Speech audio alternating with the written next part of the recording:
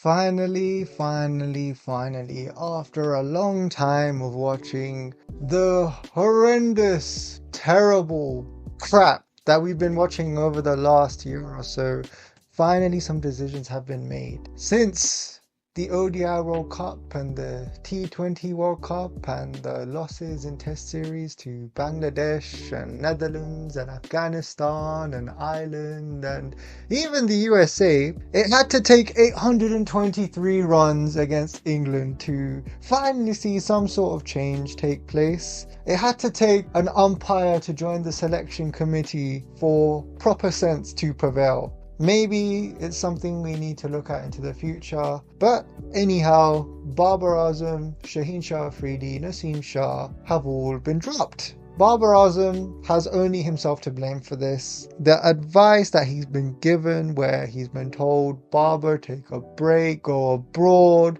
fix your technique, fix your fitness, just get out of the team for a little while, go with some respect. That didn't happen. They didn't come out and say that they were being rested. They came out flat out and said they have been dropped. It's been interesting because over the last couple of days, we've been hearing that big news was about to take place, but I wasn't really interested. I didn't think anything was going to happen, but finally something did happen. And it's a shame because Babar Azam's birthday is coming up, so this isn't probably the best birthday gift to have. But a lot of people are going to be upset. A lot of people are going to have mixed reactions. Some other people have said that this was possibly the wrong decision and that he still needs to play. However, in my opinion, based on the things that I've seen over the last couple of years, this is a very, very good decision to make. Babar Azam especially needed to be dropped. It's been 18 innings, 18 test innings where he's last scored a half century. As a captain, there have been many decisions that he has made that have literally caused Pakistan to get in the position of where they are right now. One thing that has sort of caused so much destruction in the team was when he decided to take back the captaincy for the T20 World Cup. If he hadn't have done that, I think things would be very different now. Maybe we'd be looking at Babar more favorably, but unfortunately there's nothing that can be done to change those decisions. It has caused a lot of drama in the dressing room. Divisions have taken place, groupings have taken place. The harmony just isn't there anymore. A lot of players have even come out with talks with the PCB and said that there has been groupings that has taken place, and they have themselves said that. So as a result, it's just left Pakistan in the state that they are currently in. And the thing is, if we were to look at all the decisions that have been made over the last year or so, Babar Azam has been a part of those decisions in some shape or form. And whether it be down to the fitness of the team, the things that they've been eating, whether it be nihari, halim, biryani, gulab jamun, kulfi, God knows what these guys have been eating. The fitness for Babar Azam as well as the rest of the team have just not been up to par. They've come out with literally pot bellies, which is ridiculous. I don't know how you can go into international cricket and not have your fitness put in place. With the team selections that have taken place under Babar Azam, the constant favoritism shown to certain players like Hassan Ali and Shadab Khan, players that have overstayed their place in the team and been part of tournaments that they shouldn't have been a part of. It's really amazing to see so much of this take place. So many players haven't been given opportunities, haven't been given a chance. Zaman Khan, one fast bowler, he wasn't given a chance in the ODI World Cup when he played in the Asia Cup as well. Zahid Mahmood hasn't been given a chance over Shadab Khan. Osama Mir, he barely played enough games prior to the ODI World Cup, and we've seen how that turns out. And Usman Qadir literally announced his retirement at 31 years old. He's been part of the team for 10 years and he only played one ODI match. That is shameful from the PCB and whoever else was there. But these were the sort of things that have been taking place. Some players have been put in the team far longer than what they should have, and now it has backfired amazingly.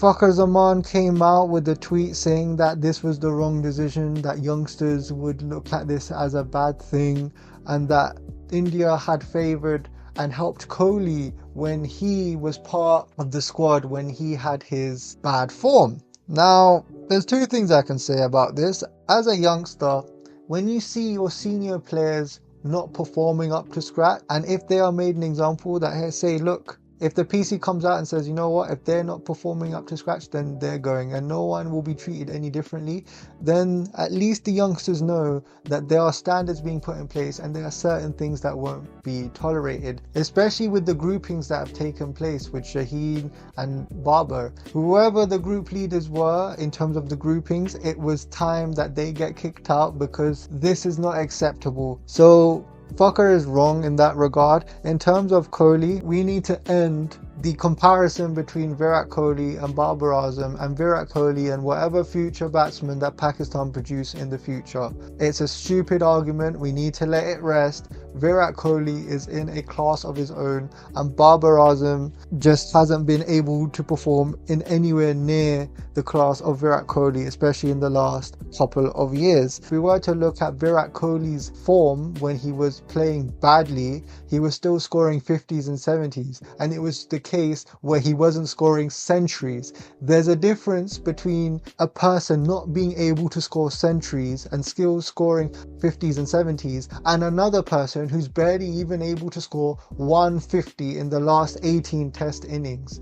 And I haven't even begun talking about ODI and T20, but because he's dropped from the test team, we'll focus more on that. So Fakhar Zaman is wrong there. It's really stupid to come out with this sort of statement. I mean, as a general fan, I've seen what's been going on in Pakistan. I've seen the performances that Babar Azam has made and the impact that he's had on the dressing room through the decisions he's made in terms of the captaincy and whatever else that has happened. And it's clear to see that he needed to be dropped, and it was high time that this was on the cards, and it has eventually happened. Hopefully he can regroup, he can go abroad, take a break, take some mental clarity, fix his technique, and very importantly fix his fitness and make us come back into the team. There's loads of players that have gone out of the team and come back into the team.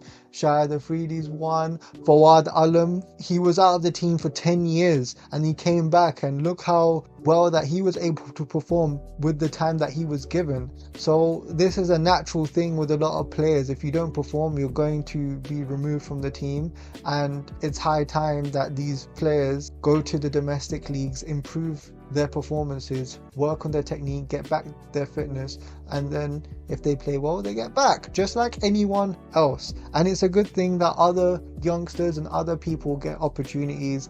Mehran Mumtaz, Kamran Ghulam all been introduced into the test squad, so I'm really happy to see new players been given the opportunity, and let's just see how it does, especially with Mohammad Herrera as well. Shaheen Afridi, a big person that has been a part of the division and the groupings that's happened. Yes, what happened to him in terms of the captaincy was horrible and bad, but it doesn't mean you lose your professionalism, and it doesn't mean you be dishonest and not call out things for the way they are. The team has been playing horribly, and with the players, and especially with him, they just pretended like nothing wrong was happening. He was another one of the group leaders. He needed to go because he was also adding to the negative atmosphere in the dressing room based on the reports that we've been seeing. His performances have been gone down the drain. He hasn't been able to perform as well as what he used to do, and he's only in his early to mid 20s. I believe possibly he could be hiding an injury, so maybe he could use his time to rehab, properly adjust himself, because the way he's been playing every single game and not taking a rest and trying to compare himself to Waqar Younis and having no logic behind the things that he's been saying and not taking into account the different eras that these guys have been playing in, it's absolutely ridiculous. And it's high time that he needs to search out and find proper good advice on how he needs to take things forward, because the advice that he's been given over the last couple of years, especially for Shaheen Afridi, have been nothing more than absolutely horrible. Naseem Shah, the PCB has had enough. Even his fitness has gone down the drain. Even his belly is starting to come out. It's all good and fine and handy dandy if you're crying after a game and trying to show your passion and get some clicks off TikTok. But at the end of the day, we need to look at his performances on the field. And on the field, it hasn't been highlighted as much. But after his injury, he hasn't looked as well as what he should be doing. He's asked for an A-class contract. He's argued with Mohammed Yusuf, which caused Mohammed Yusuf to step down. There were probably other factors due to that, but this was probably part of it. And for him to come out at this moment in time and demand an A-class contract, seeing Pakistan in the way that they've been in, and if we were to look and see what match-winning performances Naseem Shah specifically has had over the last couple of matches, or last year or so in tournaments, I can't think of any that sticks out to my brain. Maybe there might be one or two, but it just hasn't been enough.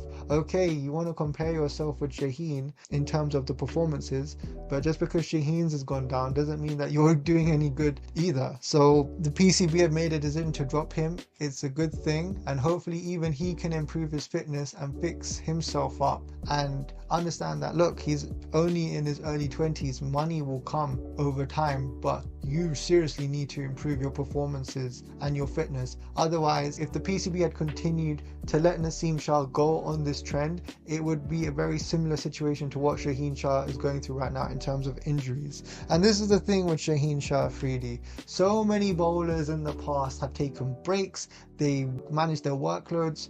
If we to look at Mitchell Starc or Jimmy Anderson, or hell, even Bumrah. Bumrah a couple years ago, he's had many major injuries. He's been out for long periods of time. And what did he do? He learned how to manage his body, and he learned when to play, when not to play, and when to apply himself in certain situations. And that's just been something that Shaheen Shah hasn't been able to do himself, because he's been arrogant in this way, I'm sorry to say. Lastly, we go on to Sarfraz Ahmed. It's baffling to me. He's been part of the team for so long. I can tell that he's been part of the back room, trying to give advice to players on what to do in games. And apparently there's been reports that he was part of the selection committee and where he gave his point of view of what's going on in the team. But apparently he didn't know himself that he was going to be dropped from the test team. And this is the thing with Sarfraz Ahmed. He's an old cricketer, fair to say.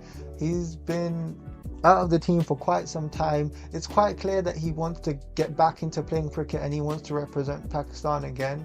However, in that case, why did the PCB make him a mentor in the Champions Cup? Why was he allowed to even play in that? Especially since his job was to find new players, new youngsters, and get them into the team. It was clear that he was just using it to further his own ambitions of getting into the team himself. So it's a good thing the PCB have probably gone in a different direction and looked for new young talent, especially with Hasibullah. I don't know much about him, I'll be honest, but it's a good thing that new players will get involved. And that's the thing that I've been waiting for such a long time. I've been sick and tired of seeing the same old players get chance after chance after chance and being disappointed over and over again, and not seeing them improve and do things that they need to do.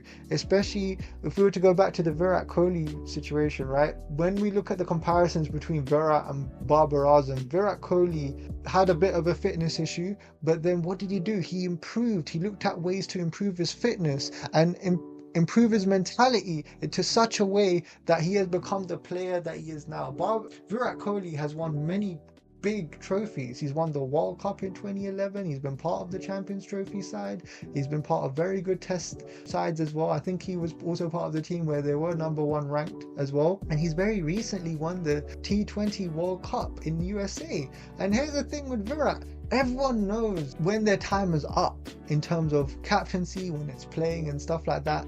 And this is the thing that Fakhar Zaman needs to understand. With Virat Kohli as a player, and especially as a captain, he knew when to step down and give other people an opportunity. And that doesn't diminish you, that doesn't hinder you, that doesn't put you down in any lesser compared to the other person. That decision in itself put India in a much better position, especially when Rohit Sharma took over from the captaincy. And look at the results. In the ODI World Cup, they got to the final, they lost to Australia, fair enough, and they won the T20 World Cup, in which Virat Kohli was man of the match. And Virat Kohli, the respect that he has gone up tenfold since then. So these are the things that go a long way. And just because you are not a captain doesn't mean you're not a leader in the team. He is a leader in the sense that he shows these are the standards that need to be set when you play for India. This is the fitness you need to have. These are the performances you need to put in. This is the required strike rate you need to have depending on what format you play. And he led by example with the mentality that he showed. And that's why in India you see so many new cricketers coming out left, right and centre compared to Pakistan and with Babar Azam, because mentally he just doesn't have it. And that's one of the key criticisms between the two, and that's something that Babar Azam didn't understand and didn't want to understand, because at the end of the day, and I'm sorry to say this, Babar Azam's own selfishness has led him to this point where now he's dropped, as well as these other players. Hopefully they can take a break for quite some time now. For me, I hope they're gone until after the New Year's. Give them like a couple of months away from the international format, because we need to see some new guys play. I'm excited to see someone like Kamran Ghulam or Mehran Mumtaz or Mohammad Herrera. We see some new guys and back them. The thing is, Pakistan have been losing already, so what's the point? You know, let's try out some new guys and see how that goes. And that's the whole point of supporting a team and seeing how things go out. But anyway, big news, big calls that have been made, thank God. Maybe it was Aleem Dar, or maybe it was Aqib Javed or Azhar Ali or somebody that's taken the decision, but better late than never. It's finally happened. These four guys have been dropped: Babar, Naseem, Shaheen and Sarfraz, and hopefully now Pakistan can go into a new era with a new captain. By the way, just after those comments made by Fakhar Zaman, for me, I don't think he should be captain if this is the way that he thinks, because anyone who is honest and can see what's been going on with Pakistan can see that these players needed to be dropped. But anyhow, I'm open to hear what everyone else thinks. Maybe you might have a different opinion to me. But that's that for this video. Hope to see you all soon. Let's see how well Pakistan does in the next test against England in Multan. I'm not expecting too much. With the inclusion of Ben Stokes, their chances of winning have gone up from 100% to 200%. So see how it goes. But anyhow, hope to see you all soon. Bye bye.